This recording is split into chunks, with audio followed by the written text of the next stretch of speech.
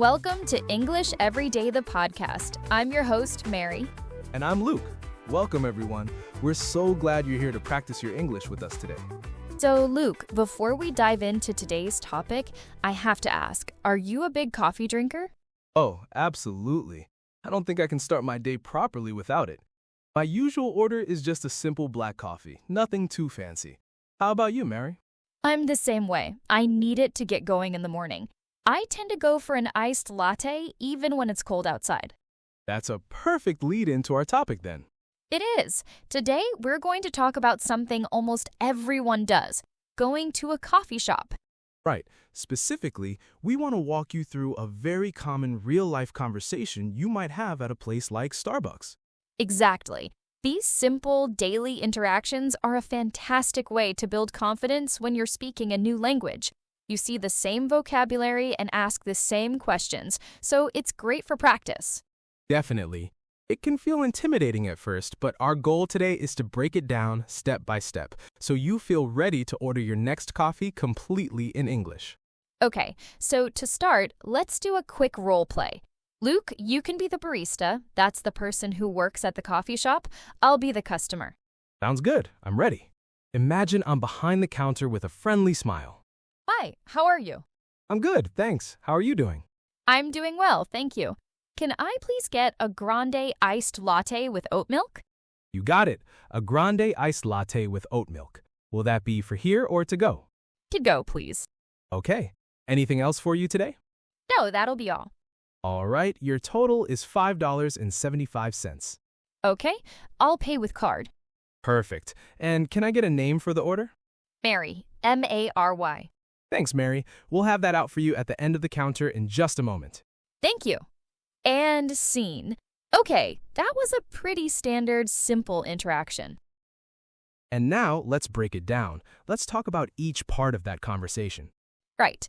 So it started with a greeting. The barista said, "Hi, how are you?" This is very common in American customer service. It is. And as the customer, you don't need to give a long, detailed answer about your day. I'm good, thanks, or even just good, you, is a perfect response. Exactly. It's just a polite way to start the conversation. After the greeting, I started my order. I said, "Can I please get," which is a very polite and common way to ask for something. Right. You could also say, "I'd like," or "I'll have." All of those are great options. Then I ordered my drink, a grande iced latte with oat milk. Let's talk about the size first. Grande. Yes, the famous Starbucks sizes. This can be confusing for everyone, not just English learners.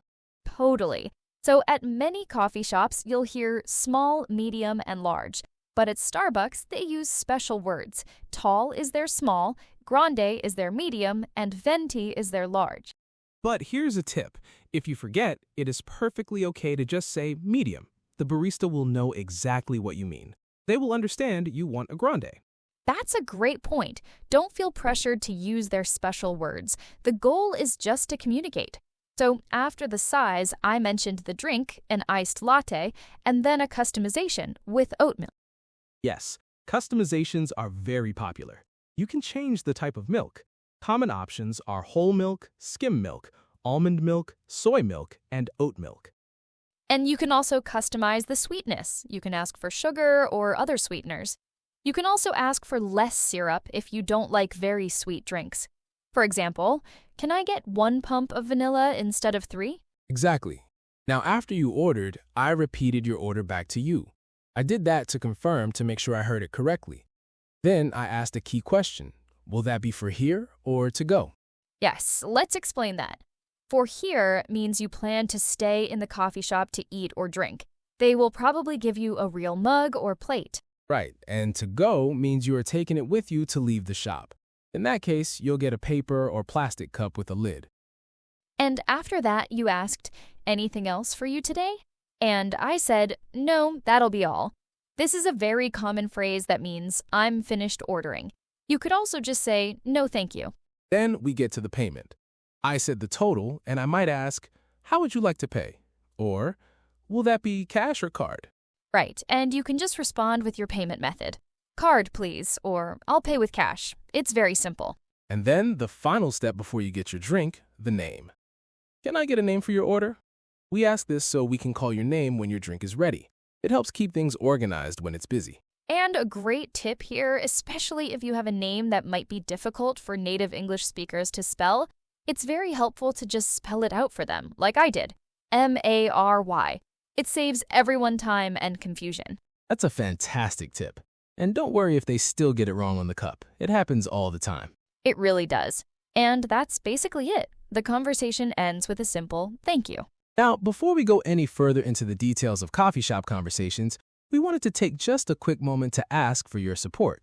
Yeah, we absolutely love making English every day for all of you. It's our passion to help you learn. It really is. And if you're finding this podcast helpful, we would be so grateful if you could take a second to support the show. You can do that by leaving us a like or a positive review on whatever app you're using to listen. Subscribing or following the podcast also helps a lot. When you do those things, it tells the platform that our show is valuable, and it helps them recommend it to new listeners who are also trying to improve their English. Your support allows us to keep creating more episodes and more helpful content for you. So, if you have a moment, please consider leaving a review or sharing this episode with a friend. We would really appreciate it. Thank you so much for your support. It means the world to us. Okay, so let's get back to our coffee shop conversation. All right. So, we've covered the basic structure of ordering a drink, but what happens if something goes wrong? That's a great question because it does happen. Maybe they give you a hot drink when you ordered an iced one. Right, or maybe they used regular milk instead of the oat milk you asked for. So, how do you handle that politely? The most important thing is to stay calm and be polite. Baristas are usually very happy to fix a mistake. You can walk up to the counter and say, "Excuse me." Excuse me is the perfect way to get someone's attention politely. Then you can say something like, "I'm sorry, I think there was a mistake with my order. I ordered an iced latte, but this is hot." Or, "Hi, I asked for this with oat milk and I think this might be regular milk."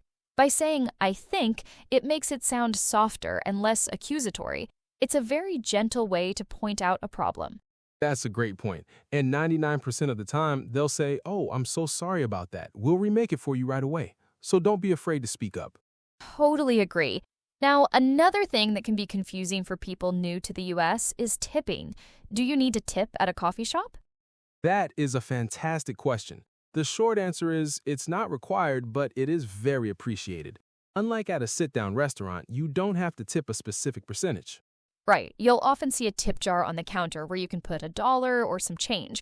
If you pay with a card, the screen might ask you if you want to leave a tip. Yeah, leaving $1 or $2 is a very nice gesture, especially if the barista was friendly or if you had a complicated order.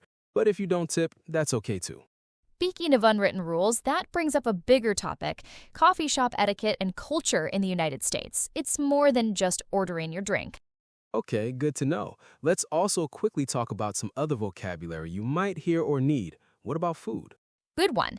Coffee shops obviously sell more than just coffee. You might want a pastry, like a croissant, a muffin, or a scone. They also have bagels, cookies, or a slice of cake. You can order these at the same time as your coffee. You can say, "Can I get a grande latte and also a chocolate croissant?" Perfect. And let's briefly define a few of the most common coffee drinks because the names can be confusing. We mentioned a latte.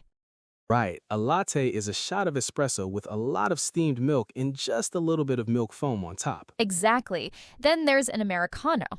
An Americano is very simple. It's just espresso and hot water.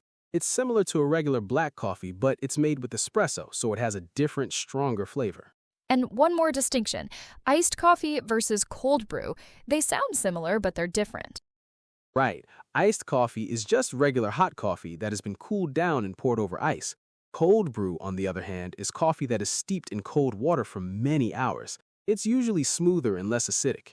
That's a great explanation. If you're not sure what to get, you can always ask the barista for a recommendation. Oh yes, that's a great way to practice conversation. You can say, "I'm not sure what to get. I like something sweet. What do you recommend?" The baristas are usually experts and can help you find something you'll love. It's a low-pressure way to have a slightly longer conversation.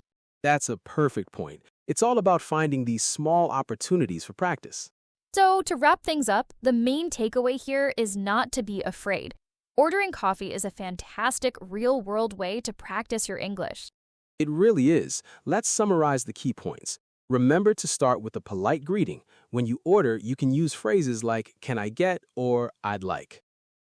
Don't worry about special size names if you can't remember them. Small, medium, or large works just fine. Exactly. And don't be afraid to customize your drink or ask for a recommendation. And if there's a mistake, it is okay to politely ask them to fix it. Remember the key phrases, for here or to go, that'll be all, and spelling out your name can be very helpful. And our biggest piece of advice is just to try it. The more you do it, the easier and more natural it will become. Each time you order, your confidence will grow. That is so true. Well, that is all the time we have for today on English Every Day, the podcast. Thank you all so much for listening. We hope this episode helps you feel more prepared for your next coffee run. Thanks for joining us. Goodbye, everyone. Bye for now.